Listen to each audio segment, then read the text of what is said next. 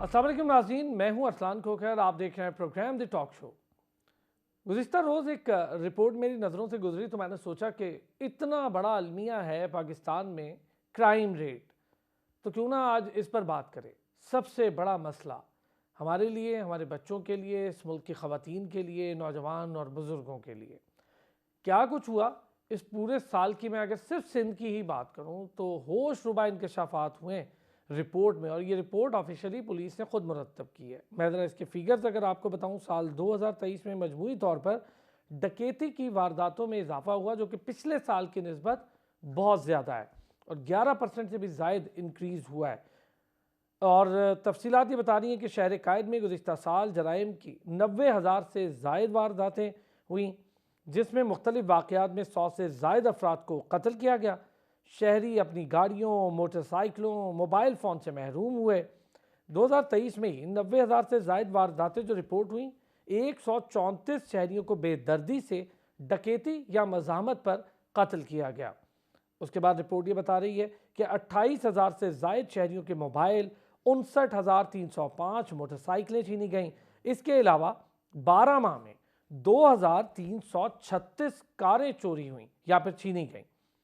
2023 में ही 2 बैंक लूटे गए, 17 अगवा बराए तावान की वारदातें हुई, जबकि भत्ते की 50 केसेस रिपोर्ट हुए। मजमूई तौर पर 411 शहरी मुख्तलिफ वाक़यात में कत्ल हुए, सैकड़ों शहरी डकैती या मज़ाहमत के दौरान ज़ख्मी हुए और अगवा और भत्ताखोरी के केसेस भी 2023 के मुकाबले में बहुत ज़्यादा रहे। इसी तरह अगर ख़वातीन के हवाले से वायलेंस की बात करें तो 10,000 से ज़ायद केसेस रिपोर्ट हुए। अब मैं जिन केसेस की आपसे बात कर रहा हूँ, जिसमें अगर मैं ज़्यादती के केसेस की बात करूँ तो जो रेप केसेस रिपोर्ट हुए वो भी 6,000 से ज़ायद हैं। फिर ओवरऑल जो सिचुएशन है क्राइम की, कराची, लाहौर, अब तो इस्लामाबाद और रावलपिंडी भी अगर देख लें, पेशावर, ये बड़े शहर जब भी इन पर नज़र डाल रहे हैं या इनके हवाले से कुछ चीज़ देखने की कोशिश कर रहे हैं तो इंतहा दर्जे की ख़तरनाक चीज़ें सामने आ रही हैं। अब कराची की जितनी वारदातों का मैंने जिक्र किया, 90,000 से ज़ायद वारदातें, ये वो है जो स्ट्रीट क्राइम की मद में हुई। इसके अलावा जो दीगर वारदातें हैं जिसमें कत्ल, आपसी रंजिश और दीगर मामलात या बच्चों के साथ ज़्यादती के वाक़यात।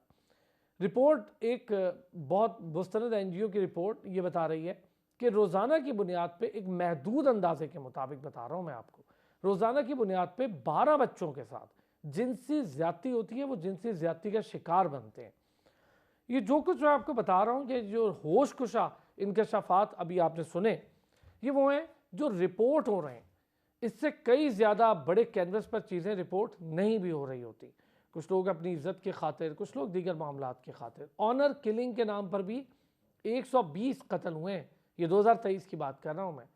फैसलाबाद रीजन रेप केसेस में टॉप रीजन्स में से है, उसके बाद लाहौर है, कराची है।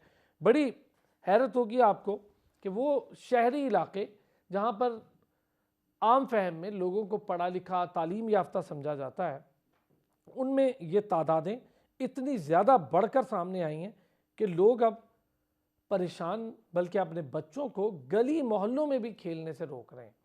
बच्चों के हुकूक की पामाली, इस पर तो हम बात करते ही नहीं है ना पाकिस्तान में सिरे से। इस पर अगर बात करने लगे तो शायद ये चैप्टर इस प्रोग्राम के लिए कम पड़ जाए। ख़वातीन के हुकूक पे बात हो जाती है। हम भट्टा मजदूरों को एक ज़माने में देखते थे कि उन्हें बांध के रखा जाता था, बॉन्डेड लेबर यानी बंधवा मजदूर।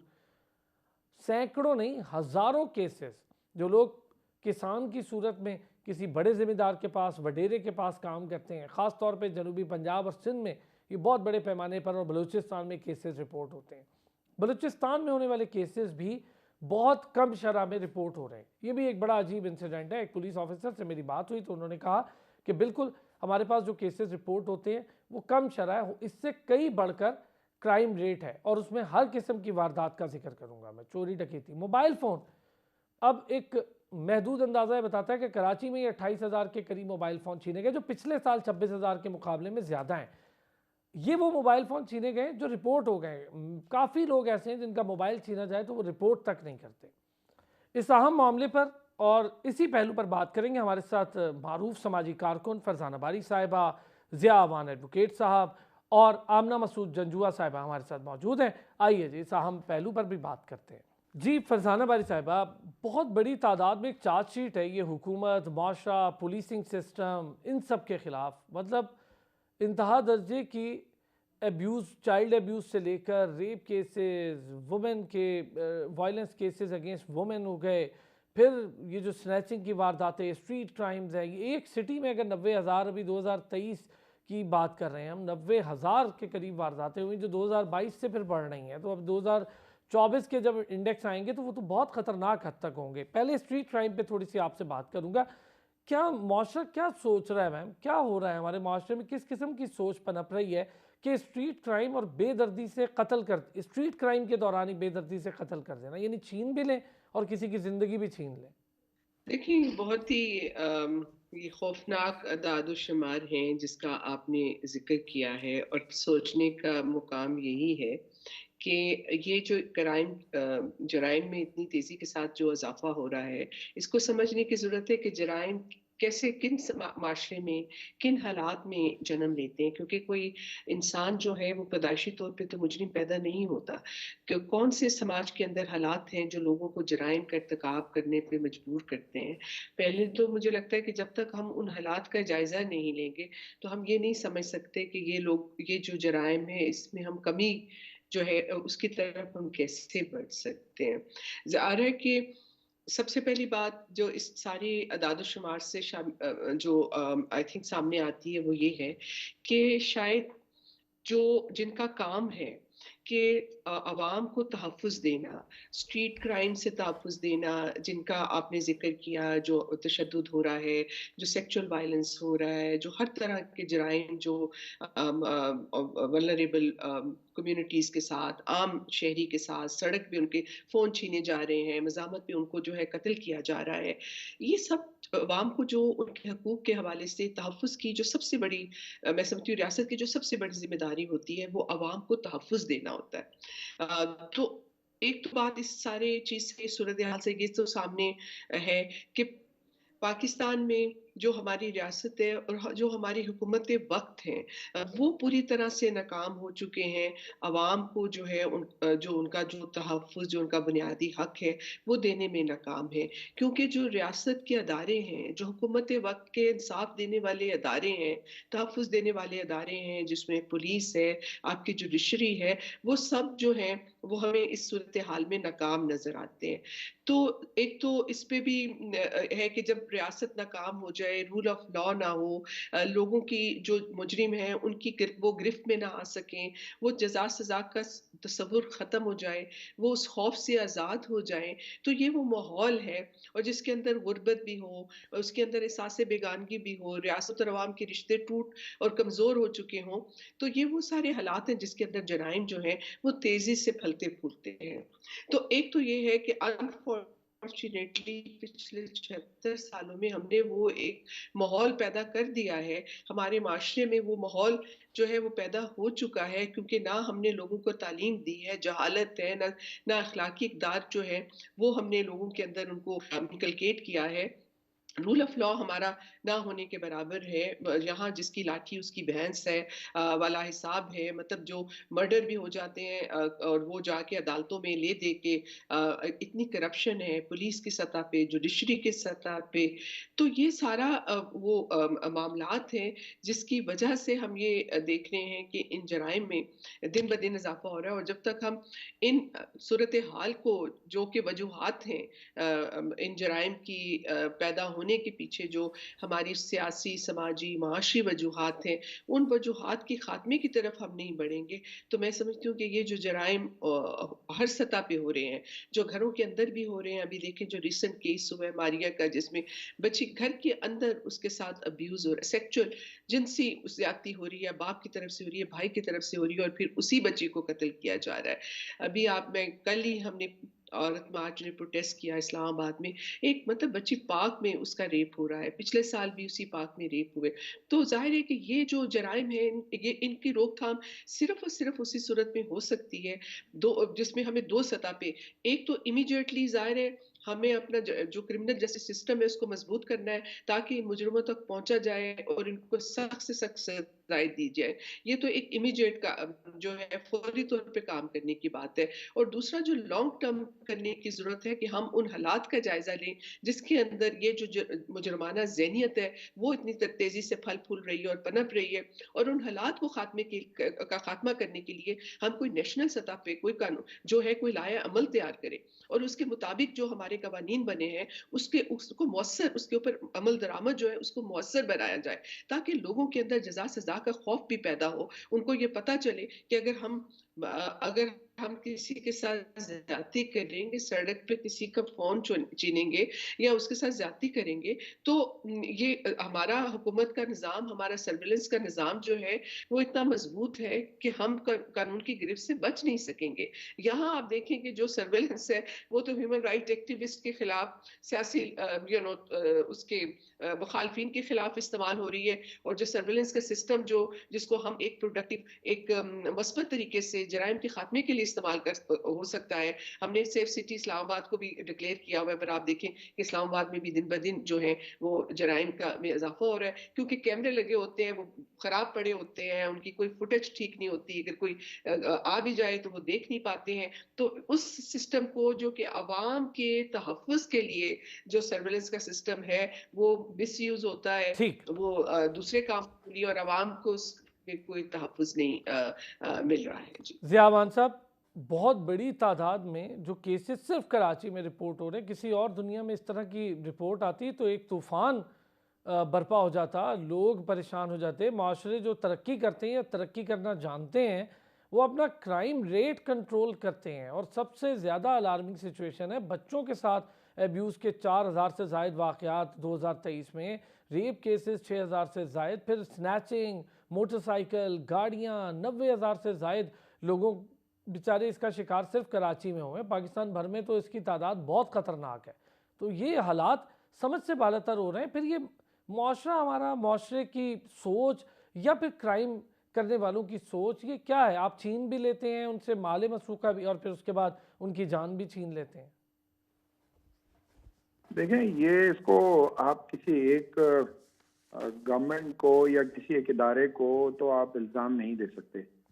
बेसिकली बात यह है कि हमारा जो पूरा स्ट्रक्चर है वो कोलैप्स हो रहा है, और फिर गुर्बत बढ़ने से भी ये चीज़ें हो रही हैं, और शॉर्टकट भी, और फिर पॉलिटिकल जो सपोर्ट है क्रिमिनल्स को, पॉलिटिकल पार्टीज़ की, मैं किसी एक पार्टी का नहीं कहूँगा, मेजॉरिटी पार्टीज से, उसमें सारे मेजॉरिटी जो क्राइम करने वाले लोग हैं वो भी उसमें चले जाते हैं और वो उसका शेल्टर लेते हैं।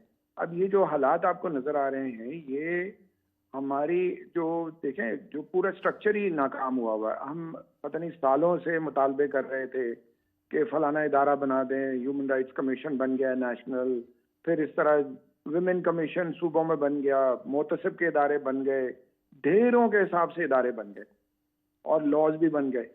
लेकिन इम्प्लीमेंटेशन को जब आप जाके देखें, उनका जो वो उनका आउटपुट जाके देखें उन इदारों का, तो आपको नजर आएगा कि वो बिल्कुल ज्यादातर लोग जो है वो बस नौकरियां कर रहे हैं और वो काम नहीं कर रहे जो काम करना चाहिए, उनकी अकाउंटेबिलिटी नहीं है। इसी तरह हमारे कोर्ट के सिस्टम में, क्रिमिनल जस्टिस सिस्टम और बाकी भी जो पूरा जस्टिस सिस्टम है उसमें अकाउंटेबिलिटी का सिस्टम मौजूद है, लेकिन उसको बैक बर्नर पे रखा हुआ है। पिछले एक चीफ जस्टिस यहाँ सिंध में गुजरे, उन्होंने पूरी जुडिशरी का 6.5 साल में सत्यानाश करके रख दिया और कोई बोला तक नहीं। कोई एक्टिविस्ट निकल के नहीं बोला कि उस शख्स ने, being chief justice of Sindh high court, उसने किस तरह करप्शन का बाजार गर्म किया, किस तरह उसने गलत काम किए खुद, मतलब चीफ जस्टिस होते हुए, और उसने पूरी जुडिशरी का सत्यानाश, पूरा फेस ही चेंज कर दिया। अब जाके आप चले जाएं डिस्ट्रिक्ट कोर्ट्स में, जो सिटी कोर्ट्स हैं मुख्तलिफ शहरों के, आपको करप्शन के अलावा कोई चीज़ आवाज़ सुनाई नहीं देगी। तो बात यह है कि हमारा अपना पूरा निज़ाम कोलैप्स कर गया है, वकीलों का भी, जजों का भी, प्रोसिक्यूटर्स का भी, पुलिस का भी, और जितने ये इदारे हैं वो अप टू द मार्क काम नहीं कर रहे। और जब तक ये सारे लोग सही नहीं होंगे, डेटरेंस क्रिएट नहीं होगा। पूरी दुनिया में क्राइम होता है, लेकिन जो परसेंटेज यहाँ बढ़ रही है उसकी बुनियादी वजह यह है कि डेटरेंस नहीं है, उनको खौफ नहीं है किसी किस्म का। अभी मैं थोड़ी देर पहले देख रहा था, एक प्रेस कॉन्फ्रेंस आ रही थी मेयर कराची की, वो कह रहे थे जी माफिया काम कर रहा है, ये इसके लिए पार्किंग के लिए फलाना। तो जब इनको पता है, और माफिया आपको पता है कि पुलिस स्टेशन की मर्जी के बगैर काम नहीं कर सकता जी हाँ। कोई भी माफिया, तो फिर ये दोबारा से उन पुलिस वालों को कैसे, जो ऑफिसर्स हैं उनको दोबारा कैसे ले आते हैं कि जिनकी कारकर्दगी नहीं होती, उनका कोई कोई तो उनका बैक वो होना चाहिए। इसी तरह जजों का होना चाहिए, प्रोसिक्यूटर्स का जो है होना चाहिए। ये कैसे होगा? पाकिस्तान को जिस तरह हम लेके जा रहे हैं, जब इंसाफ का निजाम नहीं होगा तो लोग स्ट्रीट पे लोगों को मारेंगे और मार रहे हैं। और जो हालात बने हुए हैं, लोगों को पता है कि उनको तहफ़्फ़ुज़ देने के लिए कोई तैयार ही नहीं है, पुलिस भी तैयार नहीं है। ठीक है, ये जरूर है कि बहुत सारे पुलिस वाले मरते हैं, जान देते हैं in line of their duties, लेकिन अफसरान का क्या हाल है? ये जो हार्वर्ड से पढ़े हुए और बड़े बड़े पढ़े हुए जो आए हुए हैं, और बहुत उनकी तरक्कियां भी होती हैं और बहुत बड़ी बड़ी गाड़ियां उनको मिली हुई हैं। आपको पता है सोशल मीडिया पे चिल्ला रहा है कि भाई एक एक डीसी या एसी या एडीसी या एसपी और डीएसपी और डीआईजी, उसको कैसे ये आपने इतनी बड़ी बड़ी करोड़ों रुपए की गाड़ियां दी हैं, उनके आगे पीछे जो है वो मोबाइलें घूम रही हैं, और बहुत सारे क्रिमिनल्स हैं उनके आगे पीछे गाड़ियां घूम रही। कौन है ये जो इनको ये सारी चीजें दे रहा है? ये हम ही है, हमारे ही लोग हैं, हमारी गवर्नमेंट है जो ये सारी चीजें करती है। तो ये हमें इस पे बहुत सीरियसली सोचना पड़ेगा। और जो फरजाना बारी ने बात की है बिल्कुल सही है कि ये एक नेशनल डिबेट है जो होनी चाहिए, और उसमें इन सारे इदारों का आउटपुट भी जमा होना चाहिए कि वो लोग क्या कर रहे हैं। पार्लियामेंट में कभी लॉ एंड ऑर्डर पे कोई एक ऐसा कोई पूरे वीक का एक सेशन करें और अपनी अपनी सूबाई असेंबलियों में करें कि भाई इसको हम कैसे निपटें। वहां से जो है ना वो सारी रिकमेंडेशंस आनी चाहिए। वहां भी बैठे हुए जो लोग माफिया के साथ जुड़े हुए हैं उनको भी एक्सपोज करना चाहिए। अब बात यह है कि लोगों पे आपने हर तरह का बोझ डाला हुआ है, टैक्सेस का बोझ आपने डाला हुआ है, आप हर तरह से बेचारे पिसे हुए, आवाम तो पिस गए। उनको बाहर तहफ़्फ़ुज़ नहीं है, घर के अंदर तहफ़्फ़ुज़ नहीं है, बेटियां महफूज नहीं है, रेप के केसेस हैं। आपने रेप के केसेस का बार बार जिक्र किया, लेकिन आपने जो यंग बच्चे होते हैं छोटे, उनके साथ सोडोमाइज जो होते हैं बच्चे, जो उनके चाइल्ड साथ जो अब्यूज का मैंने जिक्र किया, रेप होता 4000 है, से जायद केसेस हैं, उसके अंदर जो जी जी, सोडोमाइजेशन है उसके केसेस भी तो सिर्फ 3000 लड़कियां से मैं ऊपर गैर रिपोर्ट महफूज हैं, नहीं कहीं है, तो रिपोर्ट ही लड़के नहीं भी हुए। देखें, लड़के भी गैर महसूस। और जी रिपोर्टिंग कैसे हो? आपको पता है थाने का कल्चर आज तक कोई माई का लाल चेंज ही नहीं कर पाया। किसी माई के लाल में, पॉलिटिशियन में, किसी वजीर आला में, वजीर आजम में ये वो नहीं आई, हिम्मत नहीं आई कि वो थाने का कल्चर चेंज करे। अब ये आप देख रहे हैं वो कच्चे के डाकुओं का जो चल रहा है, पक्के के डाकुओं की तो आप बात कर रहे हैं, कच्चे के डाकुओं का हाल देखें क्या है। तो ये सारी अनारकी नजर आ रही है हर तरफ। आप बलूचिस्तान में या जो है वो जो अब उनके जो अभी चीफ मिनिस्टर आए वो कितना रोना रो रहे हैं कि करप्शन का बाजार गर्म है, लोगों को तनख्वाहें मिल रही हैं। अभी तक कोई डिजिटलाइजेशन हुई नहीं कि सारे इदारे एक साथ डिजिटलाइज हो जाएं, तो पता लग जाएगा एक एक आदमी के पास 5-5 नौकरियां हैं और वो 5 जगहों से तनख्वाह ले रहे हैं, वो पूछने वाला नहीं है, खासतौर पे हमारे सूबे में। तो बात ये है कि ये तो कोई ईमानदारी से एफर्ट करेगा। अगर वो पैसे जमा करने आया और अपनी जो है ना और अपने बाकी लोगों को जो है ना ये नवाजने आया तो एक अलग बात है, ठीक हो लेकिन गया। अगर मैं उसमें ज़रा इस पर थोड़ी ईमानदारी डिटेल होगी। आपसे थाना कल्चर पर भी बात करूंगा। बिल्कुल सही आपने कहा, हमारे यहाँ थाने में जाकर रिपोर्ट करवाना जुए शीर लाने के मुतरादिफ है, बहुत मुश्किल काम है और लोग तो डरते हैं, जाते ही नहीं हैं। उन्हें पता होता है कि वो खुद विक्टिमाइज ही ना हो जाए वहाँ जाए तो। आमना मसूद जंजुआ साहिबा, बड़ी तादाद में केसेस। जी आमना साहिबा, जी केसेस का रिपोर्ट होना, और मेरा मसला ये है जो मैं देख रहा था जब ये रिपोर्ट, तो मेरे जहन में ख्याल आया इस पर बात करने का, वो इस बात से है कि हमने 90,000 रिपोर्टेड केसेस स्ट्रीट क्राइम के देखे। इसी तरह जो दीगर मैं फिगर्स कोट कर रहा हूँ, इससे डबल शायद फिगर हो। कई लोग अपने मोबाइल छीनने की वारदात को भी जाके रिपोर्ट नहीं करते। तो मतलब कई रिपोर्ट्स हैं, अपने बच्चों के साथ जहाँ पर चाइल्ड अब्यूज़ हो जाता है उसको रिपोर्ट नहीं कर पाते, उसमें सोशल टैबूज़ हैं, उसमें बड़ा मसला है। मोहल्ले में कई लोग, दोस्त, फैमिली वाले कहते हैं नहीं ऐसा ना करो, बच्चे के साथ ये हो जाएगा, वो बड़ा होगा तो उसको ये फेस कर।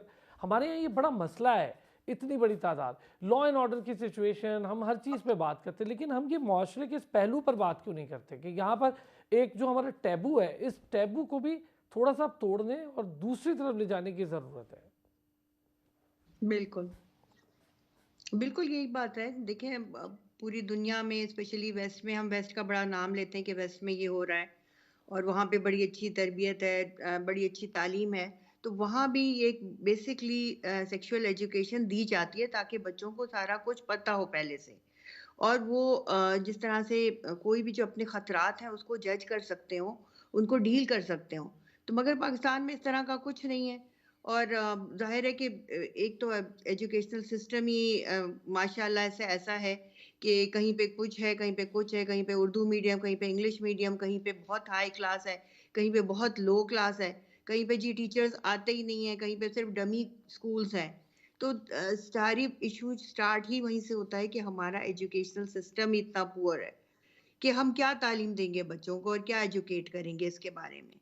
तो फिर ज़ाहिर है कि जब इसी तरह से फ्रस्ट्रेशंस हैं बहुत ज़्यादा माशरे में, गुर्बत है, फ्रस्ट्रेशंस हैं, तालीम है नहीं, और जो माँ-बाप भी एजुकेटेड नहीं हैं और वो अब कोई चेक एंड बैलेंस नहीं रख रहे अपने बच्चों में, और उसी तरह से जब बच्चे ग्रो कर रहे हैं तो ग्रो हो भी रहे हैं और उनके इश्यूज़ के साथ ग्रो हो रहे हैं। मगर उसका कोई सद्देबाब नहीं हो रहा, कोई उनको लाइन नहीं मिल रही, कोई उनको अपने जैसे होता है कैथारसिस करने के लिए कोई जगह नहीं मिल रही, कोई एंटरटेनमेंट नहीं है। देखिए बहुत सारे सिर्फ पार्क्स बना देना काफ़ी नहीं होता। बहुत सारी हेल्दी एंटरटेनमेंट बच्चों को चाहिए होती है। ग्राउंड्स खत्म होते स्पोर्ट्स जा होनी रहे हैं, चाहिए ग्राउंड्स खत्म मुख्तलिफ होते जा तरह रहे हैं, की। उनकी जगह सोसाइटीज, फ्लैट्स और एक कंक्रीट बिल्कुल। का जंगल बनता जा रहा है। बिल्कुल, एक तो कंक्रीट के जंगल बन रहे हैं, मगर ये कि जैसे स्पोर्ट्स क्लब होने चाहिए, स्पोर्ट्स क्लब भी ना हो, ऐसी फैसिलिटीज़ हो जो कि हर एज और हर तबके के बच्चा जो है, उसको कोई ग्राउंड मिलता हो, कोई फुटबॉल खेले, कोई हॉकी खेले, कोई अपनी एनर्जीज़ निकाले, इस तरह से कि वो उसमें पॉजिटिव थिंकिंग आए। फिर कोई ग्रूमिंग हो, उस तरह से कोई जैसे डायलॉग होता है, बच्चों को बिठा के बातचीत हो, उनकी काउंसलिंग की जाए, उनको उनकी थॉट्स को जानने की कोशिश की जाए कि बच्चे में क्या चल रहा है। कुछ भी जैसे बाहर में होता है कि जैसे भी कोई क्लास में कोई बच्चे के बिहेवियर डिफरेंट नज़र आता है, तो फ़ौरन उसको जो है वो मतलब उसको अलग से उसको टाइम दिया जाता है। टीचर उसके साथ स्पेशल टाइम गुज़ारती है ताकि उसको जज करे कि भई क्या मसला है। और फिर इसी तरह से साइकोथेरेपी वग़ैरह उसका फैसिलिटेट करते हैं। तो ये तो ख़ैर दूर की बात, यहाँ पे तो कोई पूछने वाला ही कोई नहीं है कि भई बच्चा किस माहौल में ग्रो हो रहा है, क्या उसके जो हैं एक और एस्पिरेशंस बड़ा उसकी क्या मसला हैं। है आमना ऊपर साहिबा, बढ़ना मैं कुछ ज़रा इस और पर चाहता भी है, बनाव से कुछ और दिया जाता है। बिल्कुल ठीक है, एक ये और भी है चीज़ ना भी कि है। वो हम अगर उसके ज़रा हार्ट ब्रेक्स की वजह से भी वो उसमें एक फ्रस्ट्रेशन आती है। बिल्कुल या ठीक अगर है। वो कमज़ोर अच्छी नहीं परफ़ॉर्मेंस दे रहा, जी, तो घर मैं वालों ज़रा के फरज़ाना तानों की बारी वजह साहिबा से भी वो ऐसी काम कर बैठता है ठीक जो है। कि अहम मामला है पाकिस्तान में बढ़ते हुए क्राइम केसेस का। क्या, कब, कैसे और इसका तदारुक क्या, इस पर मज़ीद बात भी करते हैं एक ब्रेक के बाद। Welcome back. शायद फरज़ाना बारी साहिबा, अदरवाइज़ अगर वो मैं ना आपसे करता। एक चीज़ जानूँ, मैंने खुद ये देखा तो मैं इस पर मैंने सोचा कि बात भी करें। अगर पुलिस मोबाइल किसी मैकेनिक के पास खड़ी और ठीक हो रही है, जिसमें पुलिस वाले अपना राउंड करते हैं, जिस वहाँ पर बच्चे काम कर रहे होते हैं और पुलिस वाले खड़े उनसे काम भी करवा रहे होते हैं, और कोई सोचता नहीं उस वक्त कि ये मैकेनिक है या ये बच्चा चाइल्ड लेबर का शिकार है। वहीं पर चाइल्ड अब्यूज़ के सबसे ज़्यादा केसेस मैकेनिक्स या इन तरह जो दुकानों पर काम करने वाले बच्चे हैं उनके साथ ये केसेस सामने आते हैं। तो ये किस किस्म की हमारी मेंटालिटी है कि जिसने खुद ये करना है, इसको रोकना है, उनकी अपनी गाड़ियाँ वहाँ ठीक हो रही हैं और वो बिल्कुल ही बेध्यान वहाँ खड़े हैं। देखिए, ये सिर्फ पुलिस का नहीं है कि वो लॉ एनफोर्समेंट उनकी ज़िम्मेदारी है कि वही ये आपका और हमारा भी काम है कि हम अपने इर्द-गिर्द अगर कोई इस तरह का जुर्म होते हुए देखें, अगर हम रेस्टोरेंट्स में जाते हैं, हम देखते हैं कि लोगों ने छोटे-छोटे बच्चों को रखा हुआ है, जो उनके ही बच्चों को बच्चा जो है वो उन्हीं के बच्चों को वहाँ लेके बैठा होता है, लेकिन हम में से कोई लोग ये जुर्अत करके उस टेबल पे जाके उनको ये नहीं कहते कि आपने ये जुर्म किया हुआ है, कि आपने एक बच्चे को हायर किया हुआ है। तो एक जो डिसेंसिटाइजेशन है, ये देखिए जो इज्तिमाई नफ्सियात है इस वक्त हमारी कौम की, उसके अंदर जो ह्यूमन राइट्स की वैल्यूज है वो खत्म होती जा रही हैं। लोग नहीं समझते कि ये हमारी एक इज्तिमाई जिम्मेदारी है कि हम अपने इर्द गिर्द अगर कोई ज्यादती हो रही है, कोई जुल्म हो रहा है, कोई कानून की जो है वो खिलाफ वर्जी हो रही है, कोई सड़क पे अपनी औरत को पीट रहा है, तो हम नहीं समझते लोगों की जाती और हम हम्म। उसको जो एक समाजी एक इज्तिमाई जिम्मेदारी का एहसास वो हमें अब नहीं वो ख़त्म होता जा रहा है।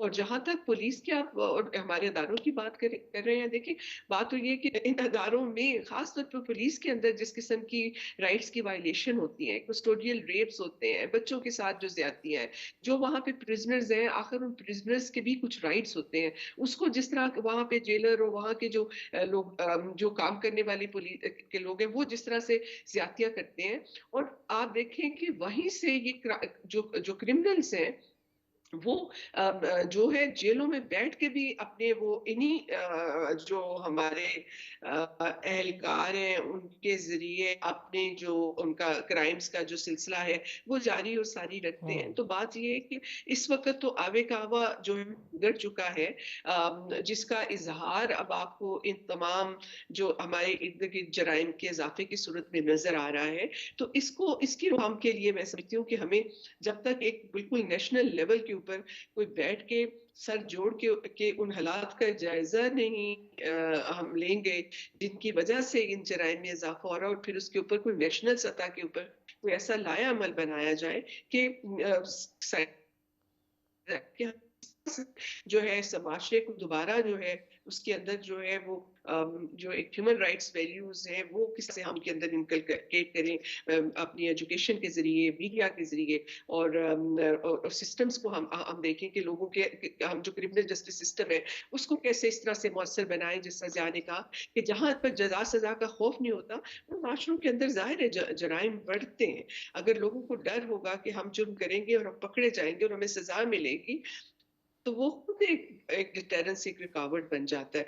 तो मैं समझती हूँ कि ये जो थिंकिंग है, अनफॉर्चुनेटली ये इस वक़्त ना ही तो इस वक़्त जो हमारी हुकूमत वक़्त है उसके उसके अंदर ये थिंकिंग है, और सिविल सोसाइटी के अंदर भी जो फोर्सेस हैं, मुझे लगता है वो बहुत हद तक गिव अप कर चुके हैं। हमारी सिविल सोसाइटी बहुत कमज़ोर हुई है over the years, you know.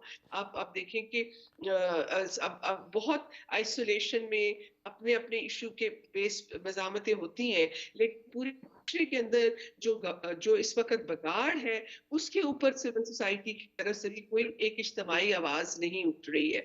तो ये सिलसिला ये खतरनाक सूरत हाल है इस वक़्त, जिसमें हम हैं, और जिसकी तरफ मज़ीद बढ़ रहे हैं, उसको रोकने के लिए मैं समझती हूँ कि हम सबकी इज्तिमाई ज़िम्मेदारी उसमें अपना कोई किरदार अदा किया जाए। बिल्कुल ठीक बात है। हम आइसोलेशन का भी शिकार हो चुके हैं कि हम अपने मसाइल को ज़्यादा देखते हैं और हम समझते हैं कि यार दूसरे का मसला है वो देख लेगा, हमें पहले अपना मसला देखना है। ज़िया मान साहब, आपने बहुत, फरजाना बारी साहिबा ने, आमना जंजुआ साहिबा ने बहुत काम किया है जेलों की सिचुएशन पर, कर भी रहे हैं, चाइल्ड अब्यूज़ पर कर रहे हैं, domestic violence, women violence against women, इन सारी चीज़ों पर आप काम करता आ रहे हैं। सर, ये जो थाना कल्चर है जिसका आपने ख़ुद भी ज़रा जिक्र किया था, हमारे यहाँ तशद्दुद का अंसर बहुत ज़्यादा है थाने में। फिर जो विक्टिम है जब वो रिपोर्ट करवाने जाए तो वो खुद डरता है कि कहीं मैं वहाँ पर भी दोबारा विक्टिमाइजेशन का शिकार ना हो जाऊँ, और उसकी रिपोर्ट लिखवाना ये खुद में एक बड़ा मसला है। उसको 3 मोहल्ले के भारी लोग साथ लेकर जाने पड़ते हैं कि मेरी बात सुनो और मेरे साथ क्राइम हुआ है। इस कल्चर के ख़ात्मे के लिए असम्बलीज़ हमारे पास मौजूद हैं। क्या असम्बलीज़ में बैठे लोग या जो ह्यूमन राइट्स के हवाले से वजारतें लेते हैं पाकिस्तान में इंसानी हुकूक की, उनके पास इतना अदराक, उनके पास इतना बैक एक्सपीरियंस, या आप समझते हैं कि अगर वो खुद भी कोई काम करते, शीरी मज़ारी साहिबा को मैंने देखा वो करते हुए आ रहे थे लेकिन कुछ काम नहीं हुआ उस दौर में भी, ऐसे ही सारा कुछ चल रहा था, तो क्या वजह है? असेंबली में बैठे लोगों तक ये अदराक नहीं है। बड़ी हैरत की बात है। तो निचला ट्रिकल डाउन इफेक्ट इसका तो कोई आएगा ही नहीं। जी आमना साहिबा, मैं चाहूँगा इसी पर आपका एक कॉमेंट। जी, बिल्कुल जो आप बात कर रहे हैं इसी तरह होता है। शीरी मज़ारी साहिबा ने कोशिश तो की बहुत ज़्यादा कि ये थाना कल्चर सही हो जाए, मगर देखें ये बहुत सदियों का बिगड़ी हुई चीज़ है और ये ओवरनाइट तो ठीक होगी नहीं कि ये सही तरह से रिस्पॉन्स दें। और वाक़ई में वो वही खतरे जो नहीं, कोई इसकी थोड़ी अगवा हो जाता करेक्शन है, कर लोग लेते क्यों हैं नहीं आमना एफआईआर साहिबा, इसकी ज़रा चलवाते? करेक्शन कर लेते हैं। मेरा ये ख्याल है ये बिगड़ी हुई चीज़ नहीं, बिगाड़ी हुई चीज़ है, और बिगाड़ी हुई चीज़ को बिल्कुल, कंट्रोल भी किया जा सकता है, ठीक भी किया जा सकता है, सब कुछ हो सकता है। क्यों बिल नहीं हो सकता? मुझे बताएं ना। अगर हम एक कानून बनाते हैं कि इस यू टर्न से आपने वापस मुड़ना है और इससे पहले अगर आप वापस बीच में से कहीं से मुड़ते हैं तो आपका चालान होगा। पूरी दुनिया में यही पाकिस्तानी जाते हैं या यही इंडियंस जाते हैं और उसको फॉलो करते हैं, सिर्फ हमारे यहाँ नहीं करते। बिल्कुल, हमारे यहाँ नहीं करते। और अब देखिए ना, जैसे कोई शख्स अगवा हो जाता है, अब लोग जो है वो डरते हैं, कई-कई साल बैठे रहते हैं और एफआईआर नहीं कटवाते। वो इसलिए वो कहेंगे कि हम जाते हैं थाने में, हमारी ही हैरेसमेंट होगी, हमारी इन्वेस्टिगेशन शुरू हो जाएगी। और पाकिस्तान ने एक एक्ट साइन किया हुआ है, कन्वेंशन अगेंस्ट टॉर्चर, जिसमें ये सारी बातें शिकें मेंशन्ड हैं कि आप कस्टडी के अंदर टॉर्चर नहीं कर सकते। पाकिस्तान के आइन में ये चीज़ मेंशन है कि अगर आप कोई भी चीज़ एक्सट्रैक्ट करते हैं, कोई भी मालूमात टॉर्चर की बेस पे, उसकी कोई वैल्यू नहीं है। मगर सारी की सारी हमारी इन्वेस्टिगेशन बेस ही टॉर्चर के ऊपर हो रही 100% होती है। टॉर्चर पर होती है, इंटेरोगेशंस। बिल्कुल, तो इसलिए तो फिर कभी भी कोई शफ़ाफ़ियत नहीं आएगी सिस्टम में।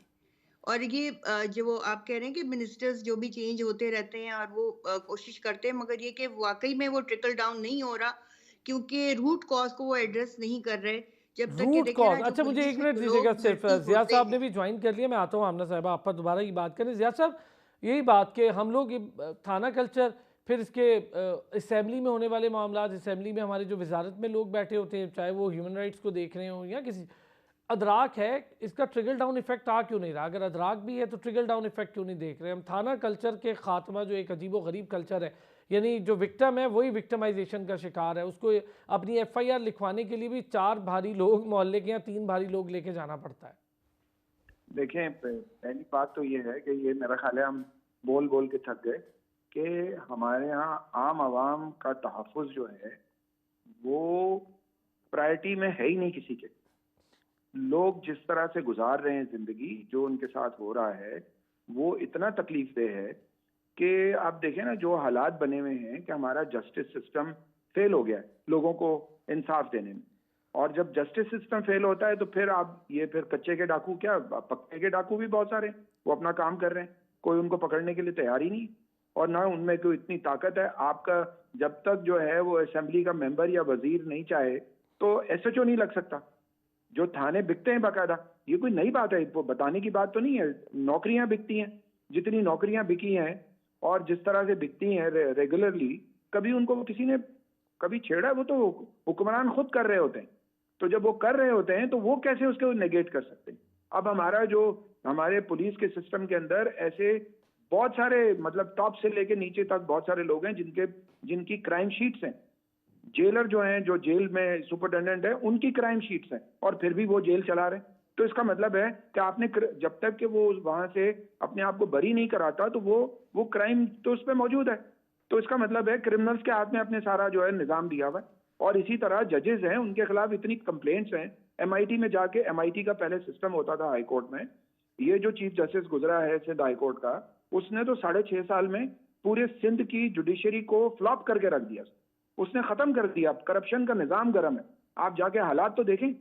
फिर मैं अपनी भी बात करूंगा कि हमारे वकला में ब्लैक शीप बहुत सारे आ गए, जो वकील भी नहीं है लेकिन वो काला कोट पहन के घूम रहे हैं। उनको भी हम अभी पकड़ नहीं पा रहे। हमारी जो बार काउंसिलें हैं या बार एसोसिएशन हैं, बार एसोसिएशन तो फिर भी अपने तौर पे कोशिश करती है, बार काउंसिल तो बिल्कुल फेल हो गई है इन सारी चीजों में। पाकिस्तान बार काउंसिल भी और सूबाई बार काउंसिलें भी, जो ऐसे जाली वकील हैं या जो अनएथिकल काम करते हैं या क्राइम में इन्वॉल्व है, कभी हमने नहीं सुना वकीलों के खिलाफ इतनी एफआईआर ये कटती हो। अब क्यों कट रही है? तो there must be some reasons. तो हमें वो देखना चाहिए। मैं आपको बताऊं कि हमारा तो बहुत, हम तो जब सोचते हैं तो हमारे जो है ब्लड प्रेशर हाई हो जाते हैं कि भाई कोई हमें पता ही नहीं लग रहा कि कौन होगा जो हमारी बात सुनेगा। कौन सी हुकूमत होगी, कौन सी सूबाई हुकूमत होगी, कौन सी पार्टी होगी, कौन सा इदारा होगा, कौन सा जज होगा, कौन सा चीफ जस्टिस होगा। अब इस्लामाबाद में सुप्रीम कोर्ट है तो वो हर वक्त पॉलिटिकल केसों में अदालतें लगी होती थी। अब हाई जाके कोर्ट्स थोड़ा में बहुत मामला बिल्कुल ठीक ठीक कह हुआ। रहे हैं, पॉलिटिकल केसेस प्रायोरिटी हैं हाई कोर्ट्स में भी। तो बात यह है कि हर वक्त हमने देखा कि एक आदमी कि कोई 50-50, 100-100 पिटिशनें रोजाना एंटरटेन हो रही हैं। कोई गरीब चला जाए, उसने कोई ऐसा अदना सा वकील चला जाए बेचारा, तो उसको उठा के वो जुर्माने कर देते हैं। करो ना जब बाकी पॉलिटिकल लोगों को भी, पॉलिटिकल लीडरशिप को भी, जो इस तरह की फिक्टिशियस पिटिशन लेकर आते हैं। एक एक बंदा जो एक एक चीज पे रोजाना पिटिशनें, पूरे जो है ना जत्थे जो है ना पिटिशनों के लगे हुए। हद है भाई। कोई या तो आप आम आदमी की कोर्ट और पॉलिटिकल कोर्ट्स को अलहदा कर दे ताकि बिल्कुल लोगों ठीक को बात। इंसाफ मिले। सर, इंसाफ का हजारों निजाम, केसेस नहीं, लाखों केसेस पेंडिंग पड़े हुए हैं फरजाना बारी साहिबा, और कोई सुनने के लिए तैयार ही नहीं। यहाँ पर लेंगे एक छोटा सा ब्रेक। Welcome back. कल शाह खावर आम साहब आदमी को। प्रोग्राम में थे। शाह खावर साहब ने एक और इंकशाफ कर दिया। उन्होंने कहा 2017 के बाद से ये जो फांसी की सज़ा या एग्जीक्यूशन उन क्रिमिनल्स की जो बहुत एक्सट्रीम डेंजरस क्रिमिनल्स हैं, जिसमें रेप क्रिमिनल्स और दीगर भी हैं, उनकी अभी तक हुई नहीं है और वो सब चीज़ें रुकी हुई हैं। वो अपीलों में गए हुए हैं, कल को वो छूट जाते हैं, फिर वो कोई ज़मानतें ले लेते हैं, कुछ भी हो जाता है तो वो आ जाते हैं वापस इसी माशरे में। क्या होगा फरजाना बारी साहब? दूसरा मैं आपसे जानना चाहूँगा रोल ऑफ मीडिया।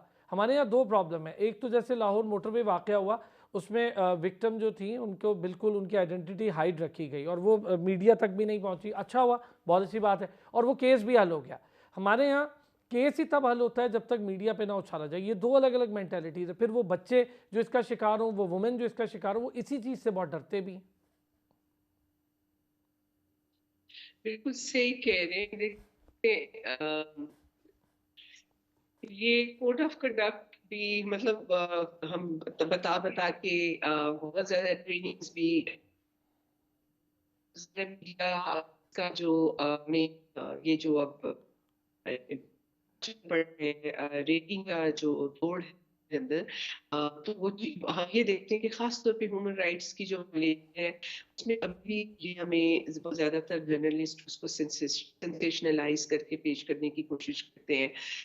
किसी कोई इशू जो है वो उस जाता है, लेकिन फिर कोई भी ऐसा मीडिया हाउस नहीं है, चैनल नहीं है जो उसको बाकायदा करे, जिनका ये जेन्युइन वो ये देखें कि मालूमात भी अब आप तक पहुंचाई जाए।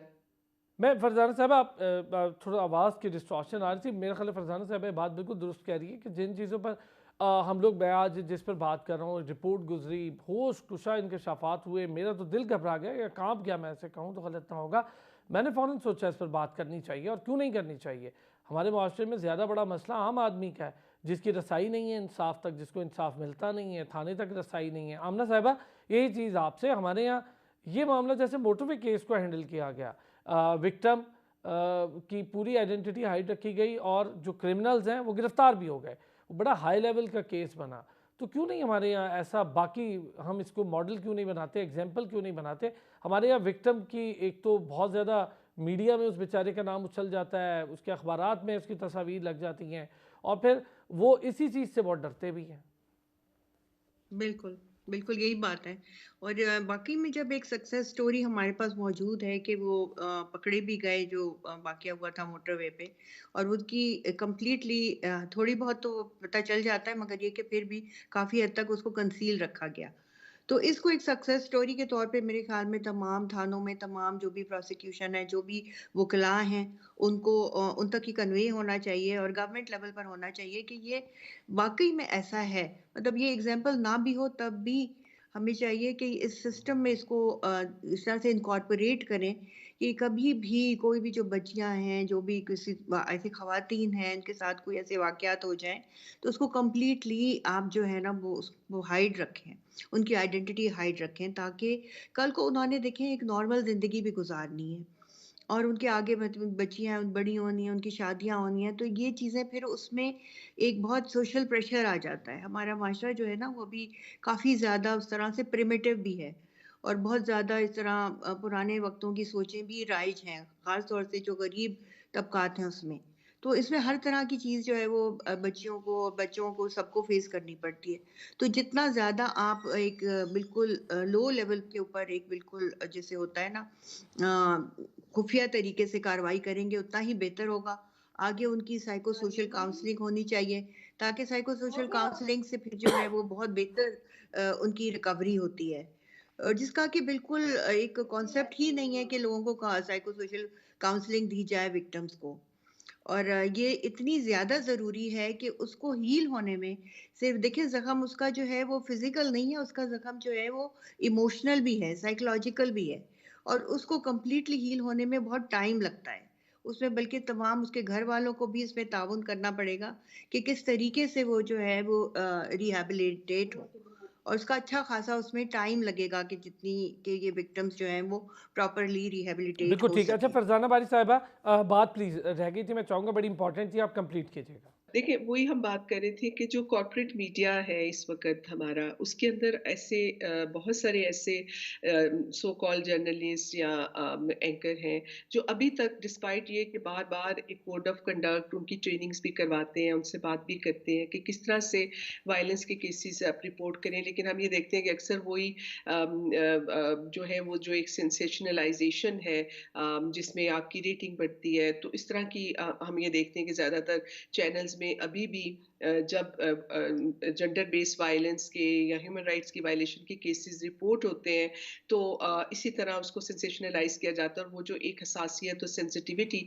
जिसकी ज़रूरत होती है वो हमें अभी भी नज़र नहीं आती। और दूसरा जो मुझे बहुत बड़ा इशू होता है कि जो केसेस पब्लिक के सामने आते हैं, मीडिया वो लेकर तो आता है लेकिन फिर उसका कोई फॉलो अप नहीं किया जाता। हम्म। हमें ये नहीं बताया जाता कि अब वो केस जो है उस पे क्या पेशरफ्त हुई है, किस तरह से लोग उसका नतीजा क्या निकला है। तो ये जो एक ज़िम्मेदारी है मीडिया की, और वो पूरी करने में नाकाम है। इसी तरह हम ये देखते हैं कि मतलब मैं एप्रिशिएट कर रही हूँ कि आपने इस इश्यू के ऊपर आप ये प्रोग्राम कर रहे हैं। वरना आप देखें कि प्राइम टाइम के ऊपर आप किसी भी चैनल को देख लें जिसके में प्रोग्राम चल रहे होते हैं, जिनकी बड़ी हाई रेटिंग है। मतलब वहाँ जो इश्यूज़ डिस्कस होते हैं, वो जो पाकिस्तान की जो पॉलिटिकल एलीट के जो आपसी मसले मसाइल हैं, जो आपसी उनकी लड़ाइयाँ चल रही होती हैं, उसी पे बातचीत होती है। जो अवाम के रियल इश्यूज़ हैं, उसके ऊपर शायद ही प्राइम टाइम के ऊपर कोई चैनल जो है वो उसके ऊपर प्रोग्राम करे, ताकि एक संजीदा जो मुकालमा है और एक डिबेट जो है उसको इनिशिएट किया जाए। जो हुकूमत वक़्त है उसको भी कोई लाइन दी जाए उन प्रोग्राम्स के ज़रिए, कि जो जिस तरह आज आप ये मसला उठा रहे हैं कि क्राइम्स को ख़त्म करने के लिए मिसाल के ऊपर एक नेशनल डिबेट होनी चाहिए, कि इतनी बड़ी एक शहर का इतनी खौफनाक अदाद-ओ-शुमार है, तो इमेजिन करें कि पूरे पाकिस्तान के अंदर क्या सूरत-ए-हाल होगी। कोई छोटा-सा मुल्क तो है ये नहीं है, ये 25 करोड़ अवाम का मुल्क है। तो इस पे कोई एक नेशनल डिबेट इन इश्यू के ऊपर इनिशिएट होनी चाहिए, और मीडिया मीडिया की ये रिस्पॉन्सिबिलिटी बनती है। लेकिन ये जो कॉर्पोरेट मीडिया है, मैं समझती हूँ उसमें वो इन चीज़ों के ऊपर कोई भी ऐसा चैनल नहीं है जो इन चीज़ों पे बहुत संजीदगी से इन इश्यूज पे काम कर रहा हो। तो देखें, कहने का बात यही है कि जिन्होंने जो इस मुल्क को चला रहे हैं, जो तबका जो है इस मुल्क के ऊपर हुक्मरानी कर रहा है, जो अदारों को शेप अप कर रहा है, जिस तरह यहाँ अभी बात हुई कि इवन अदारों के अंदर, क्योंकि मेरिट इस मुल्क में खत्म हो गया है। जिस तरह से आप देखिए अदालतों में भर्तियां होती हैं, जजेस किस किस्म के लॉयर हैं जो जिनके पास प्रॉपर डिग्रीज भी नहीं होती, लेकिन वो अपने असर रसूख की वजह से कल को वो जज बन जाते हैं और फिर वो इंसाफ की कुर्सियों पे बैठते हैं। मेरिट जो है वो अब हम ये देख रहे हैं कि मेरिट बिल्कुल कंप्रोमाइज हो चुका है, मेरिट बेस्ड अपॉइंटमेंट्स नहीं होती हैं। असूली तौर पे तो जो शख्स जिसकी जो काबिलियत है उसको उसी जगह पे काम करना चाहिए। अच्छा मैम, लेकिन एक और चीज़ अगर मैं आपसे पूछूं फरजाना वाली साहिबा, एक और जी, चीज़, एक तो पॉपुलर केसेस चाहे वो जी, पॉलिटिकल ही हो, उसको बहुत जल्दी टेकअप कर लिया जाता है, और जो गरीब आदमी जिसकी रसाई ना मीडिया तक हो ना किसी जगह तक, वो कोई भी केस हो, चाहे वो अब्यूज़ का ही केस हो या किसी भी केस, उसको बेचारे को तो सालों लग जाते हैं उसके केस का नंबर आते आते।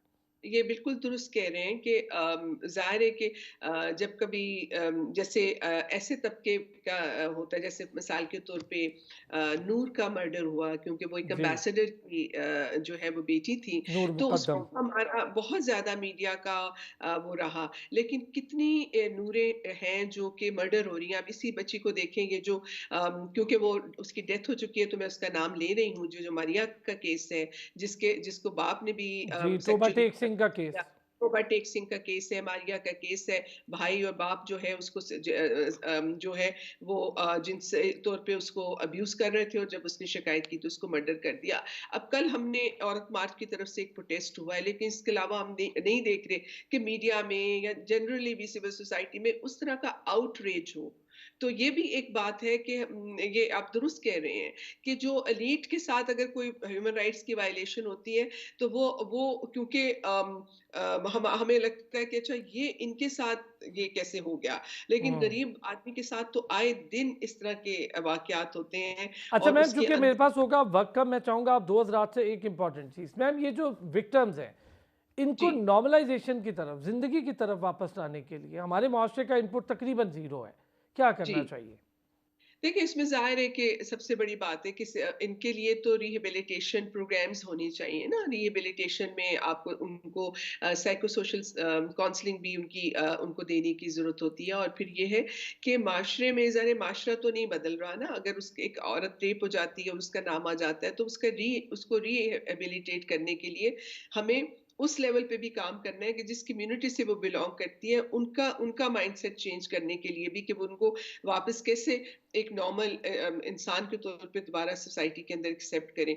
तो देखिए, रिहैबिलिटेशन में आमतौर पे जो ख़वातीन हैं, उनको जो उनके सपोर्ट सिस्टम कोलैप्स कर जाते हैं। हम्म। तो ना सिर्फ़ उनको इमोशनल मेंटल काउंसलिंग के ज़रिए उनको मज़बूत करने की ज़रूरत है, और फिर उनको एक इंडिपेंडेंट, एक बाख्तियार एंड खुद मुख्तियार इंसान बनाने के लिए, जो फिर उस वक़्त उनको सपोर्ट चाहिए होती है कि अगर उनके पास कोई स्किल है, तो वो स्किल को मज़ीद डेवलप करके उनको माशी तौर पे खुद मुख्तार किया जाए, ताकि वो इंडिपेंडेंटली भी अपनी ज़िंदगी गुज़ारने के काबिल हों। अगर उनको तो ये वो सारी चीज़ें हैं कि सिर्फ़ उनको काउंसलिंग्स के साथ वो खुद ब खुद सोसाइटी में जाके दोबारा से अपनी ज़िंदगी नॉर्मल नहीं गुज़ार सकती। फिर उनको जिस तरह की भी सपोर्ट चाहिए, अगर उनको कोई मेडिकल सपोर्ट चाहिए, फाइनेंशियल सपोर्ट चाहिए, उनको अगर आप माशी तौर पे बाख्तियार होने के हवाले से उनको सपोर्ट चाहिए, तो मुझे लगता है कि वो एक सपोर्ट जो है, वो ना तो रियासत, ना तो हमारे